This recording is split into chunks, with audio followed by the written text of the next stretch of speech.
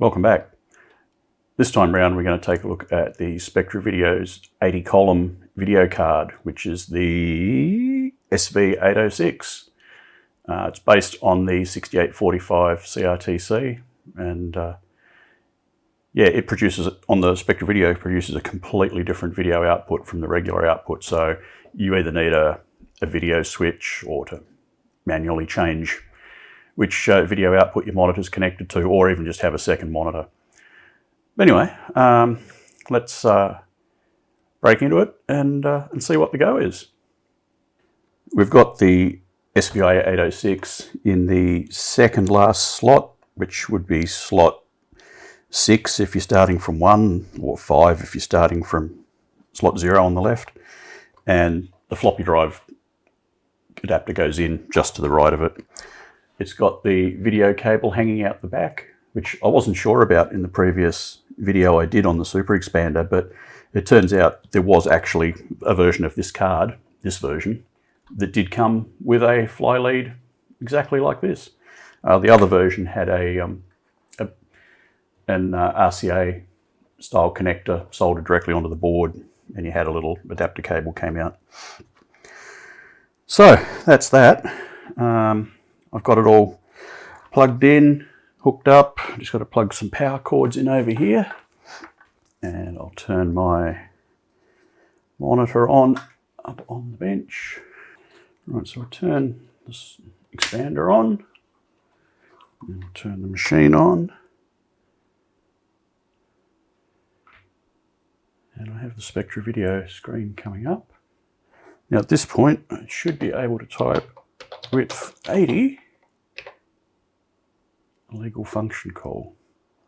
Yeah, so I've got the video capture plugged into the 80 column card output, and I'm getting absolutely nothing. So what gives? Now looking around the front, we can see that the LED here on the 80 column card's not on. So I wonder if we're not getting power to the card, or if something else is going on in here. I guess we're going to have to turn it off and have a bit of a look. So we'll pop the card out. We don't need that in there for the moment. Get the multimeter out. So looking at the manual, let's turn the system on. So pin 49 and 50, which is up this very end, 0 volts, and pin 1 is supposed to be 5 volts. And yes, it is.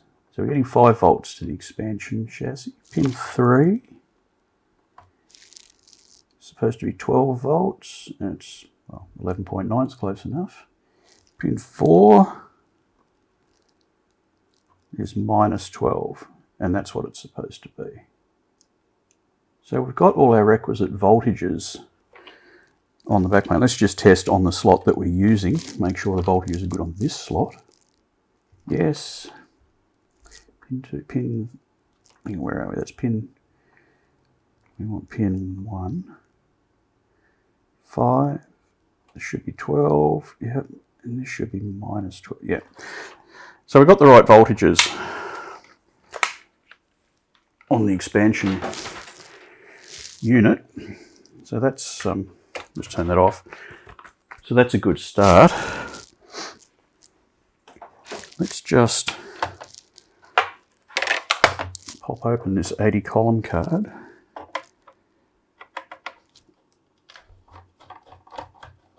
And see what we see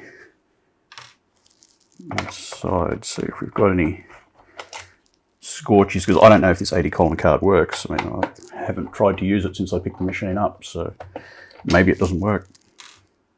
Or maybe there's an issue with the expansion unit. It's hard to tell.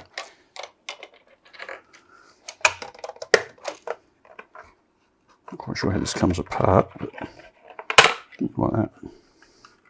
Must be a clip. There's a clip in there. Right, just be careful not to lose these bits. Put them over here out of the way. so this is our actual 80 column card. We've got the character ROM up the end here, the DRAM, which is where the video image to be displayed is stored, and then we've got the CRTC, which is, you know, the 6845 that actually does the hard work of generating the image. Now, just make sure we don't have any nasty looking capacitors, but they look to be okay. So we'll pick a slot over. Move these out of the way for the moment. So we'll pick a slot over this side so we can get in and probe things if we need to. Might be a really good time to explore the use of this bus extension cable that we found. So pin 1 down towards get it over there. And then we've got to make sure we get this in the right way, otherwise we will have tears. Right. So now we've got it in front of us, we should be able to turn it on. So I should be able to, for example, here between pin 7, between 7 and 14, I should have 5 volts. Oh, polarity's backwards, but it doesn't really matter. I'm getting like 1 volt, and I should be getting 5 volts. So that would imply that we have something shorted, or at least a very low resistance path to ground. Is anything getting hot? The RAM's not hot. Nothing's getting hot. Just turn this off.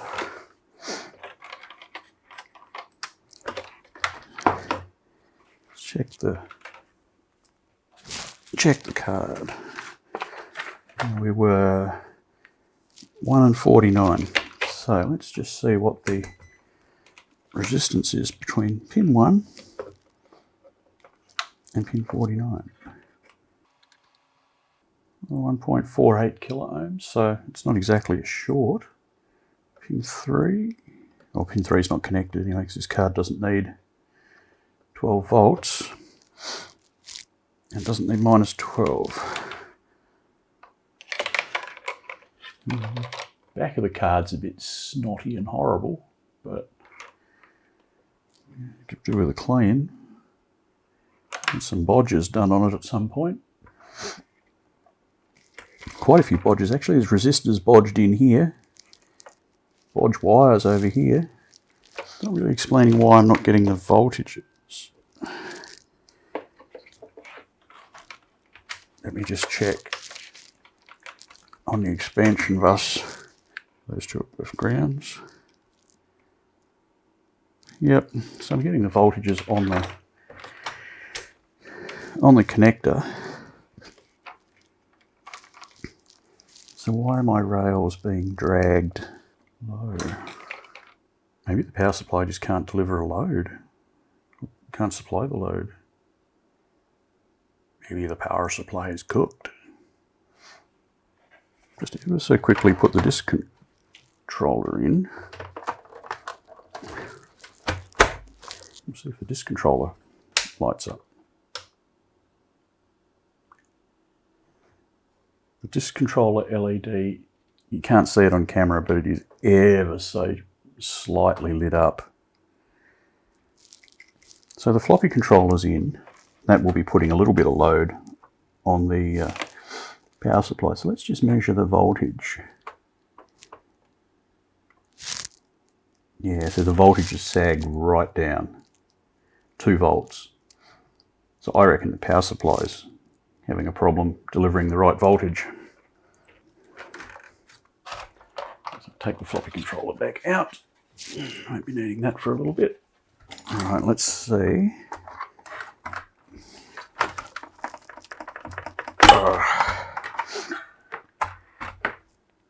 Alright, so I'm going to try and test whether this power supply can deliver any current.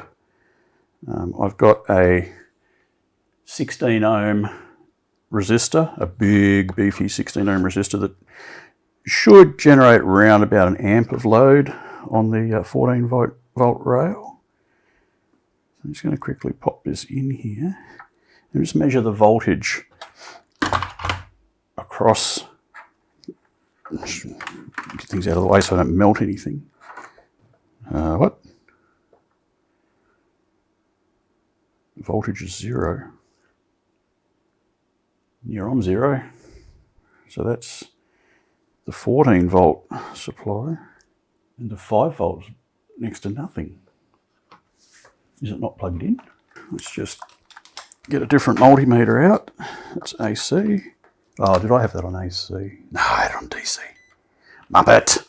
That would have been why it was next to 0. It was measuring the ripple.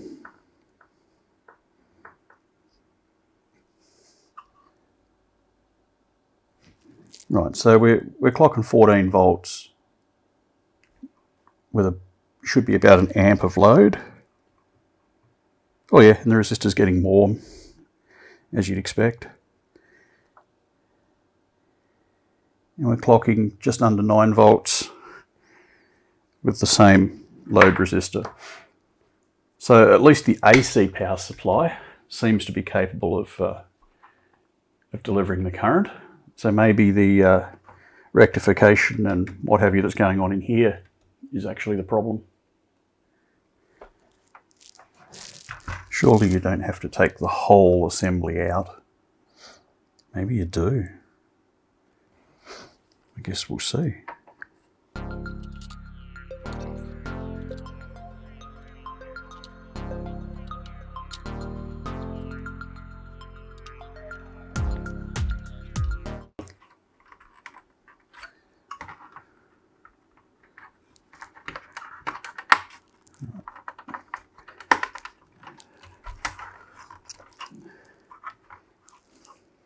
It's going to be fraught with danger.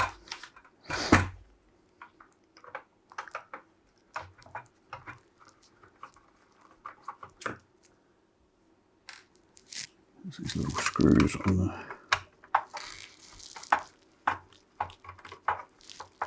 side here.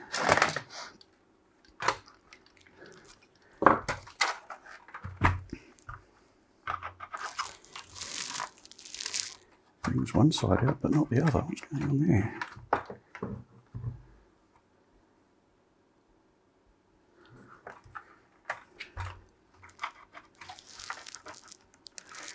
It's just caught.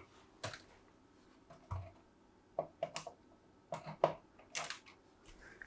think it's just caught in there. Yeah.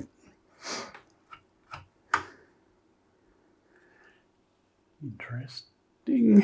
It's just a little shield, but this connector is slightly discoloured. I wonder if it's had something. No, it's just tape. That's what it is. Just tape on there. What that's for.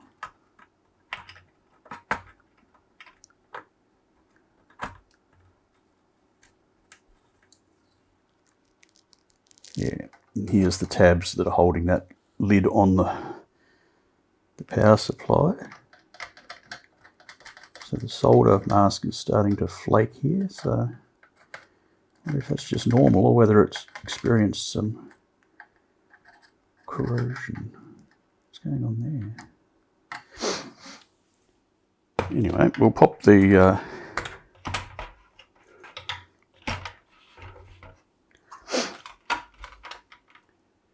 try and pop this lid off.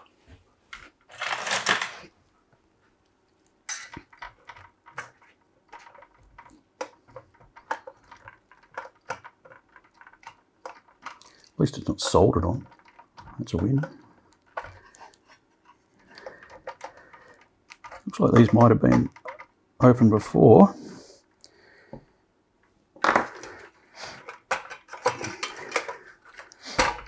This might have been why this, why someone parted with this machine. It may have This may have been why someone parted with this machine. It may have ceased to function. So we've got some 2955s there on a nice heatsink. And I'm assuming this black gunk here is glue, and it's not where it's dropped its guts.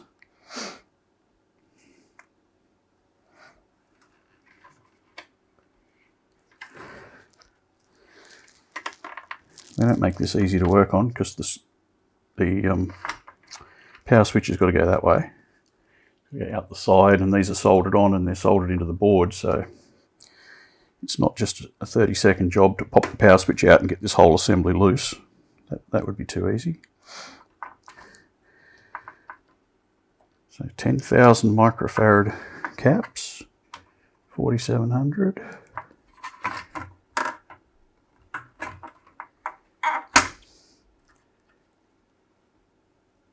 So I'm just going to have to take a moment to digest what it is that we've got here in front of us, and I'll be back once I've got a bit of an idea how this is hanging together.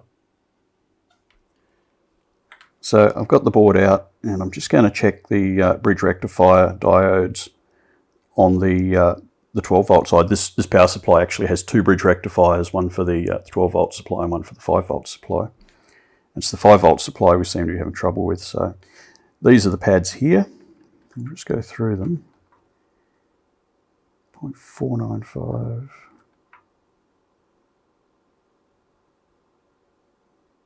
Okay. I mean, they are in circuit, but I probably wouldn't have expected the same in both directions. That seems a bit out there.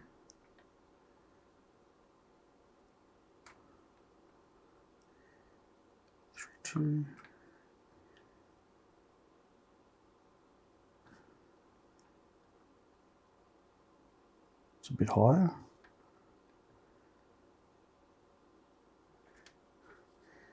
I'm not liking these diodes. So let's test this theory.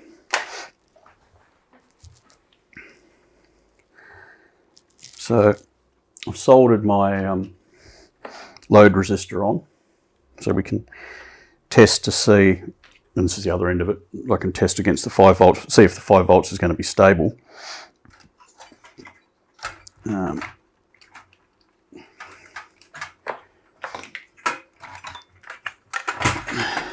It's a bit unwieldy to work on. Be careful with that. So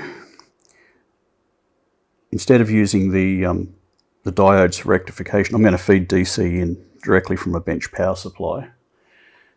So the positive side, just looking at the schematic, the positive side wants to be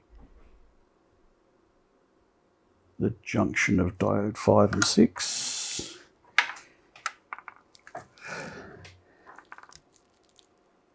Five and 6, that's the junction of those two. The negative side wants to be the junction of 7 and 8. 7 and 8 down in there. So I'll overlay on a diagram in a minute exactly what we're doing here. This is horrible to work on. Right, just patch the bench power supply in.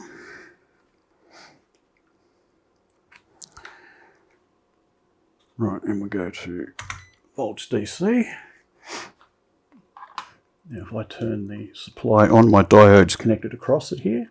Oh, sorry, no it's not, but it will be in a minute. Now my diode is across it. Okay, what happened there? Duh.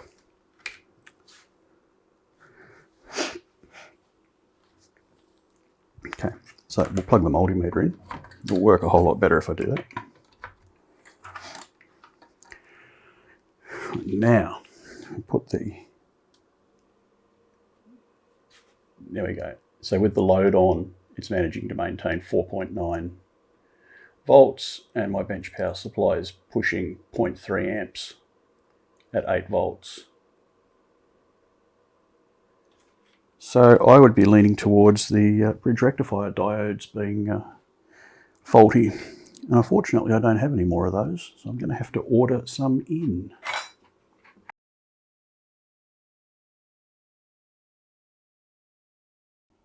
Okay, so fast forward a couple of weeks, and I have some diodes that have arrived, and we should be able to fix the rectifier in this power supply. So, yeah, we'll unbundle all this and hook into it. And here is what I guess we've managed to break a wire off already. It wasn't hard to see that coming. It's not my favourite setup, this, I've got to say. But anyway, so it's a bit hard to see, but I wish that switch would come out, but the switch goes out the other way. So we've got 4 rectifier diodes to remove. That's the 4 there on the left, those ones at the larger diameter. And hopefully the replacements I've got will be suitable. Flow a little bit of fresh solder on here.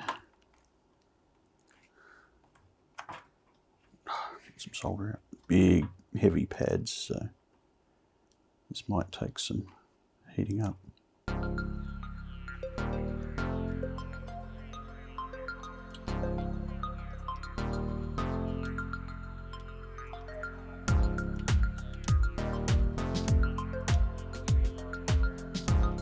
So I think I'll start down this end because that'll give us the most room to work when we've got to get the one out that's got the large pad. Okay.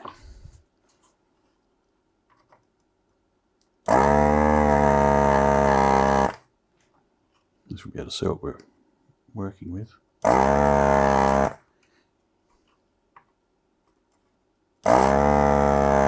Does a good job of sucking that up.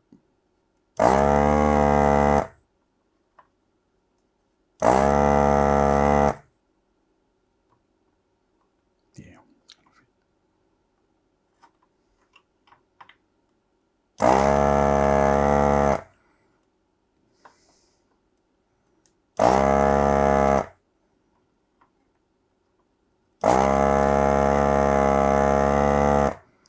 Got some get up and go, that desoldering gun.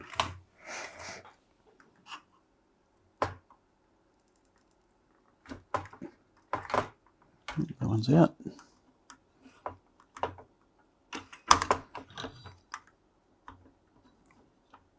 Let's do some solder on here just to help the heat transfer. In fact, that's exactly what I'll do.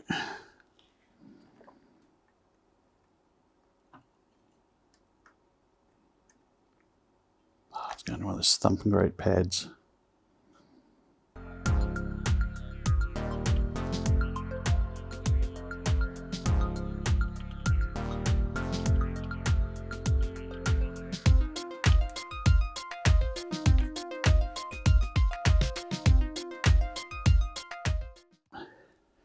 Need a bigger soldering iron to get the heat in there.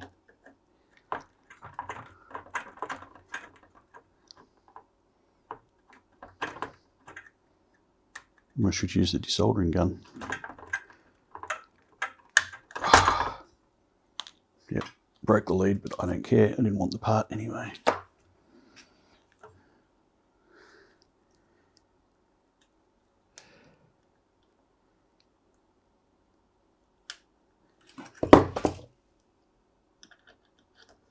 Right, there's that.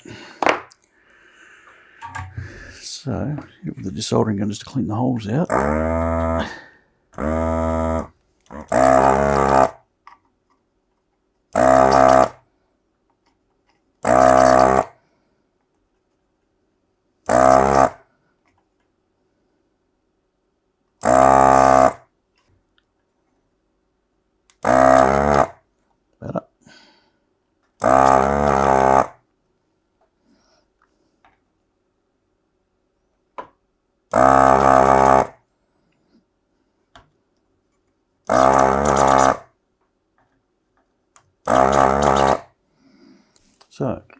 got our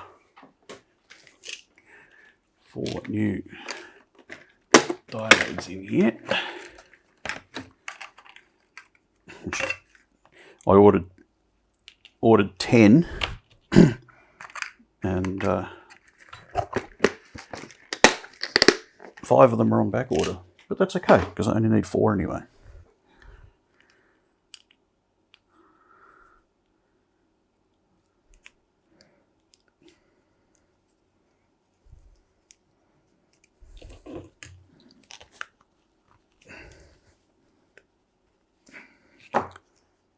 It might work.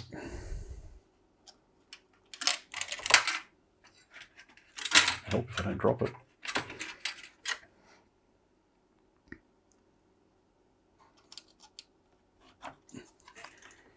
Yep.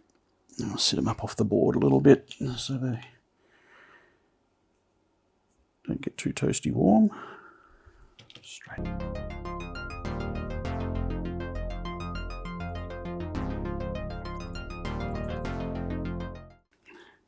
This is just a 3D printed thingy I got off Thingiverse. It's very handy for forming legs. Just nice and consistent bends.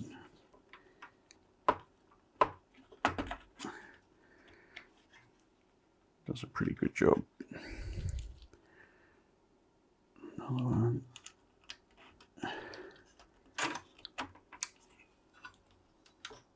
Another one. Another one. Now, I wonder if I've got something I can slide under there just to stop them going all the way down onto the board when I solder them in. Maybe I just have to do it carefully.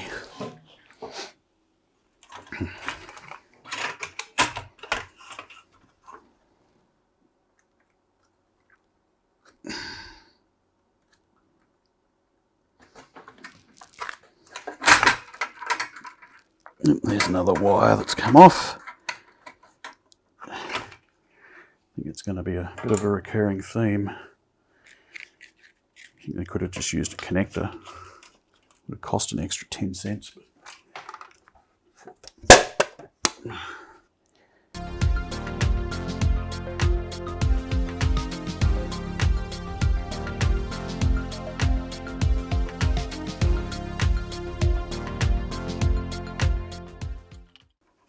But both the purple wires come off. Might as well just take the other red wire off now and be done with it.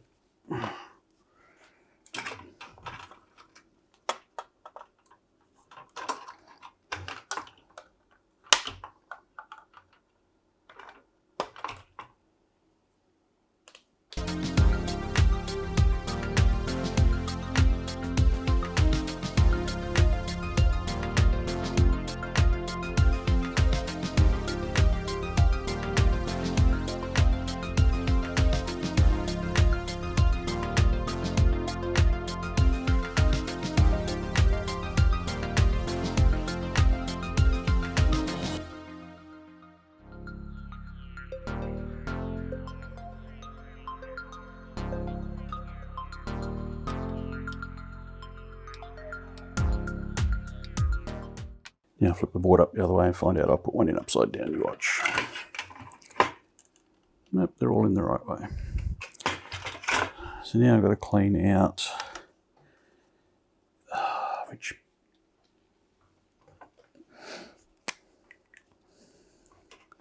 pins clean out 1, 2, 3, so that one, that one, that one. That one by the look of it. 1, 2. Yep. So I can resolder those wires back in.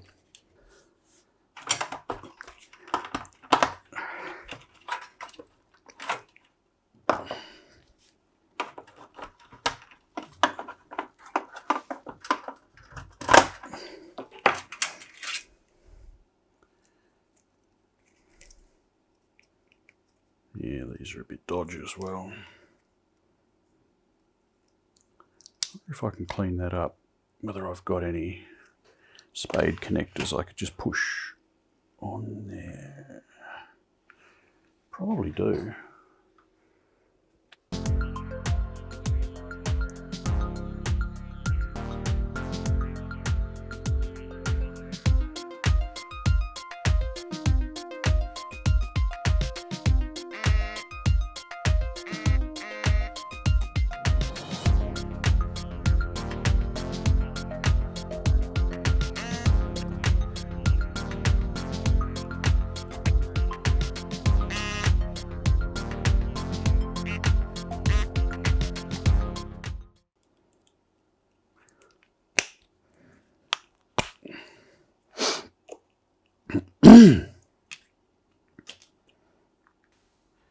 So, yeah, I need to make up some wires to replace these. Let's see what I've got that I can make those out of.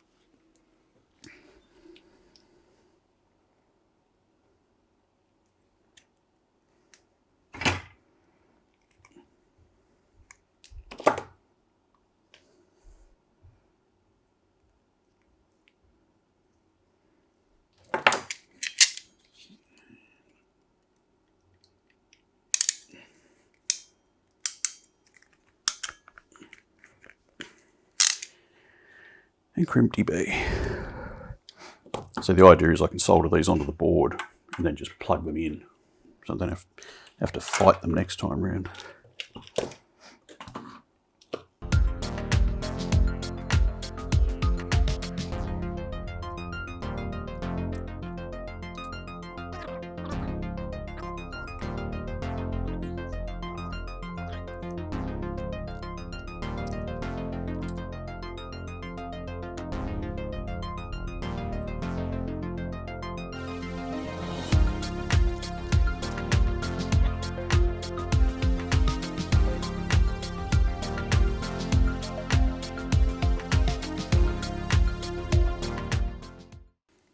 Stick those diodes that rectifier diodes we pulled out in a minute. I'll stick them in the tester and just see what it thinks of them.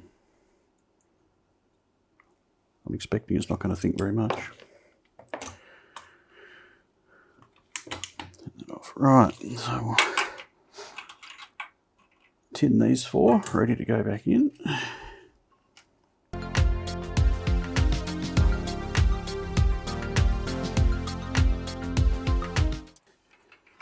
Black will take the place of the purple, and the purple went into those two right there.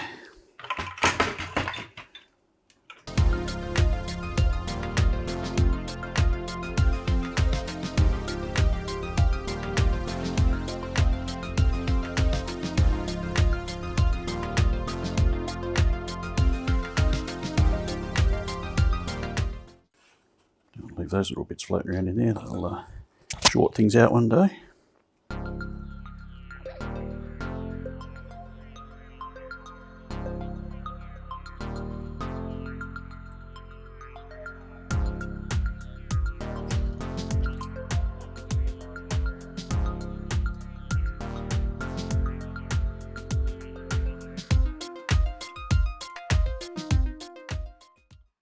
Right, now I've got some nice fly leads there to plug in. That's going to be a whole lot nicer, hopefully. We might check and see if this even works. Just pull our power switch back out. If I can get it out.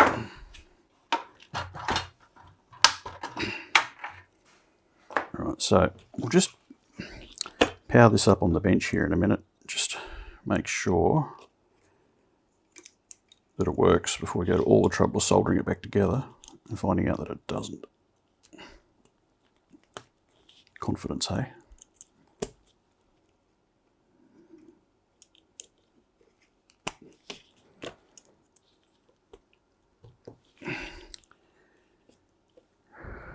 Right, get that up there. And we get a power supply. Running out of room. I've got so many projects on the go at the moment. Mostly because so many are waiting on parts.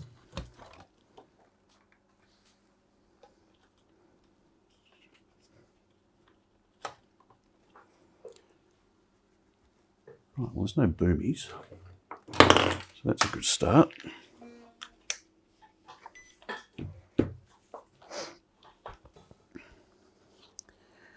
And we're looking for pins 1 and 49. Pin 1 and pin 4.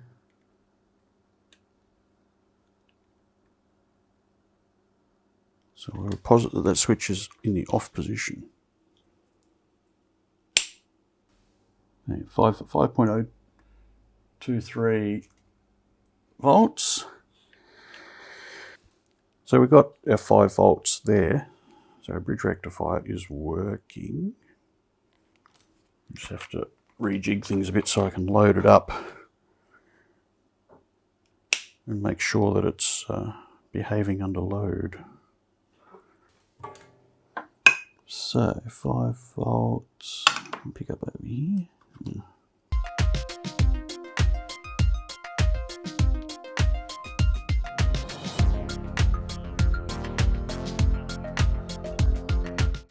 One end onto there,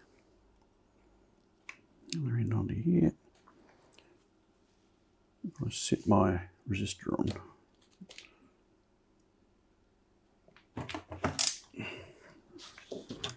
Don't really want to melt my static mat if it gets hot, which it will. Alright, then we drop that on. Yep, that's starting to warm up.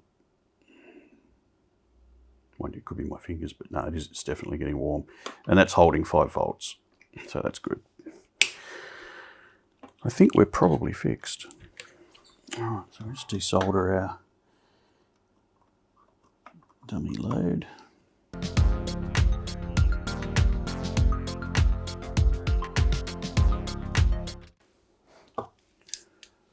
Right, so we should be able to put this back together. There it goes. It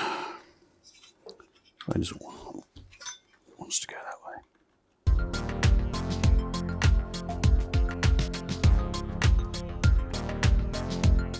For reals? Oh, it's, yeah, this wasn't soldered in. It was just bent over. I remember now.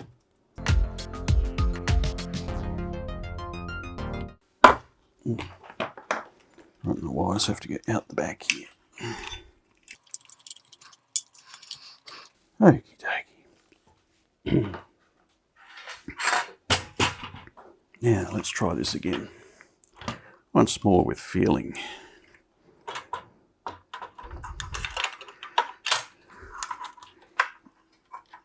I get it hooked over there.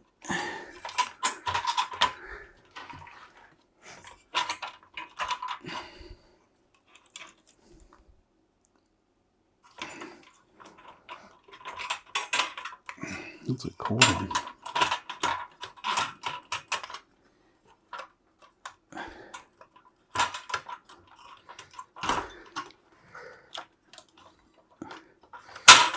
That's what it was called. Right, now that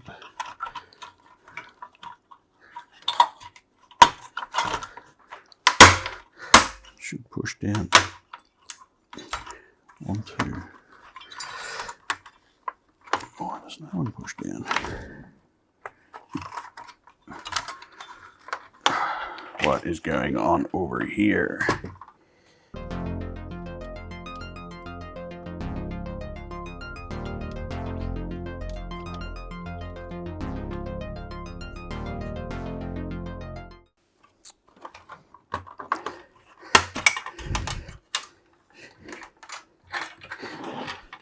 So a quick look, make sure there's no screws or anything sitting up under there that's obstructing it, but there's not.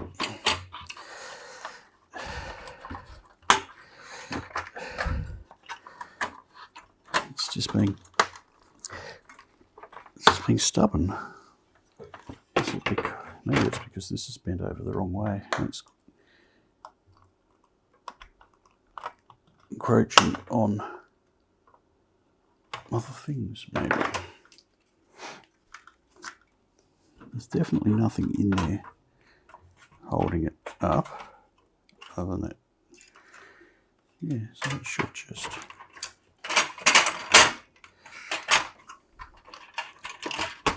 slide in there. But it doesn't. Ah, there it goes. It's just bloody tight.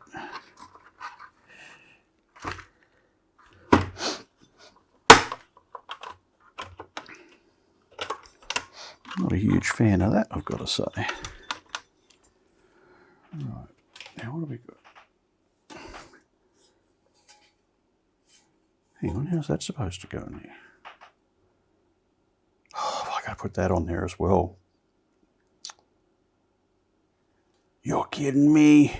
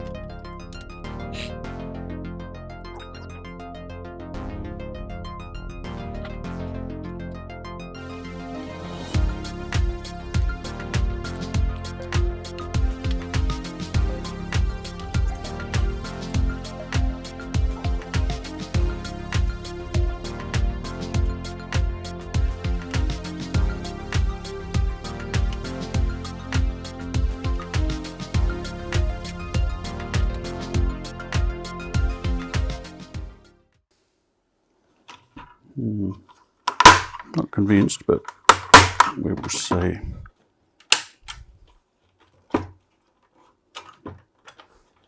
Seems to be in there. No, it is in there. Now hopefully this will slide in from this side.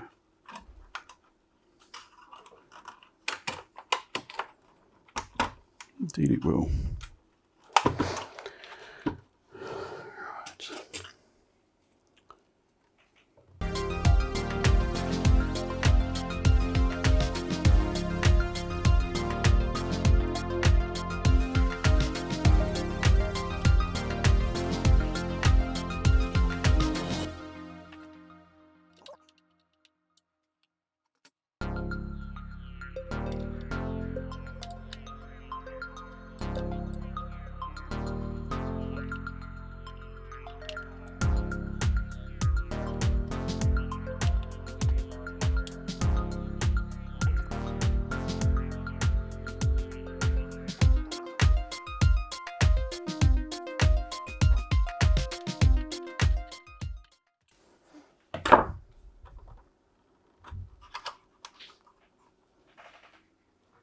So before we get too carried away,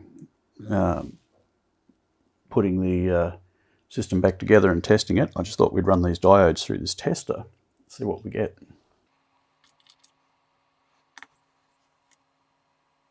So that one appears to be a diode.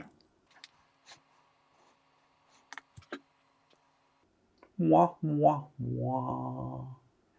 A resistor. Okay, well that could be a problem. Let's test it again just in case. Nope.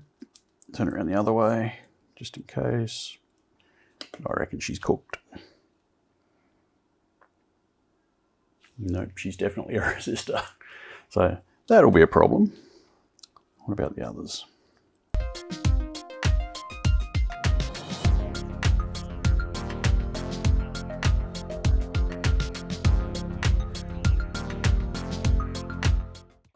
Or it could just be that this diode is dead.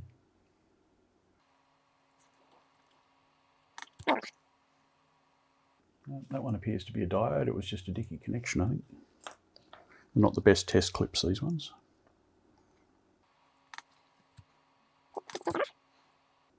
And that one's a diode as well. So it looks like we had one diode that decided it was going to be a resistor. But I figure I'm going to replace all of them while I'm in there. Okay, so the machine's back together on the bench. I'll just plug the capture in.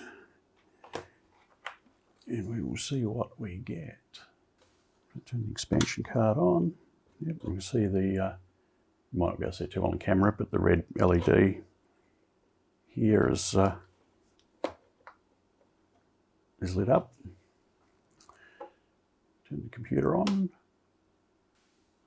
And I get the Spectravideo 40 column screen as I'd expect. So that's working. I should be able to go with 80 legal function call. Interesting. So is it not seeing the card? Let's just connect up to the 80 column output and see what we get.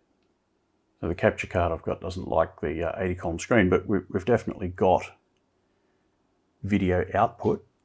So the CRTC seems to be at least generating video, but the machine doesn't appear to be able to see the card, and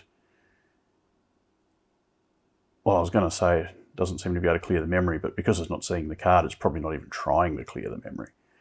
The video memory, I mean. So yeah, we'll have to break open the schematics and see where we go from here. I'll just try repowering it just in case, but it's off. Turn it back on. Yeah, and it's the same rubbish we had before, which sort of makes sense because I didn't turn the expansion card cage off, so the card didn't restart. Turn that on. Now we've got slightly different rubbish. Just blindly type width 80. No, doesn't seem to do anything. Okay. So to wrap up where we're at, the 80 column card is producing output on the monitor, and some debugging off camera with the scope showed that it was producing the right signals in the right places at the right time. So it appeared the card was probably working. I asked the question in the Spectravideo Facebook group and got some great suggestions, with the real nugget being that you actually need disk basic in order for the width 80 command to work. That's great, but I don't have disk basic. I have a disk driving controller, but when I got the machine, it didn't come with any disks. Fortunately, the fine people in that Facebook group pointed me to a CAS cassette image file from which disk basic can be booted, and I could do some basic testing and create some floppy disks. So with that in mind, we'll stop here, and next time round I'll work through the process of booting disk basic, testing the card, and we'll see if we can't make a set of disk basic boot disks. So until then, if you like what you saw, feel free to subscribe, tap the like button, do all those other YouTubey things if that's what you want to do. And with any luck, we'll see you next time round. Cheers.